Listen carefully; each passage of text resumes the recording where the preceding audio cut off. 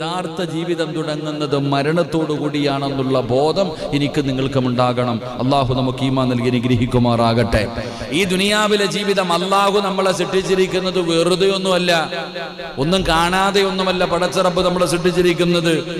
എന്റെ പ്രിയപ്പെട്ടവർ, അള്ളാഹു സുബ്ഹാനഹു വ തആല നമുക്ക് ഈ പ്രപഞ്ചം, ഈ കാണുന്ന ഭൂമി, ഈ ലോകം മുഴുവനും അള്ളാഹു നമുക്ക് വേണ്ടി സൃഷ്ടിച്ചിട്ട് സർവ്വതും അള്ളാഹു നമ്മൾക്ക് കീഴ്പ്പെടുത്തി തന്നിരിക്കുക. സർവ്വതിനെയും മനുഷ്യന് വേണ്ടി എല്ലാ അനുഗ്രഹങ്ങളും അള്ളാഹു നമുക്ക് നൽകിയിട്ട് അള്ളാഹു നമ്മളെ കൈവെള്ളയിൽ കൊണ്ടു നടക്കുന്നത് നമുക്ക് തോന്നുന്നത് പോലെ ജീവിക്കാനൊന്നുമല്ല.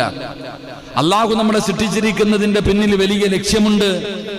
ഈ ജീവിതം മനുഷ്യനെ നാം മനസ്സിലാക്കേണ്ടത്, ഈ ജീവിതത്തിൽ പ്രയാസവും പലതും ഉണ്ടാകും. അള്ളാഹു നമ്മൾ ജീവിതത്തിൽ പ്രയാസങ്ങൾ കടന്നു വരുമ്പോൾ, ദുഃഖങ്ങളും ദുരിതങ്ങളും രോഗങ്ങളും എന്തെങ്കിലും ജീവിതത്തിൽ കടന്നു വരുമ്പോൾ അവസാനിപ്പിച്ചുകൊണ്ട് രക്ഷപ്പെടാമെന്നാണ് കരുതുന്നത്. എങ്കിൽ അവിടെ മുതലാ നമുക്ക് ജീവിതം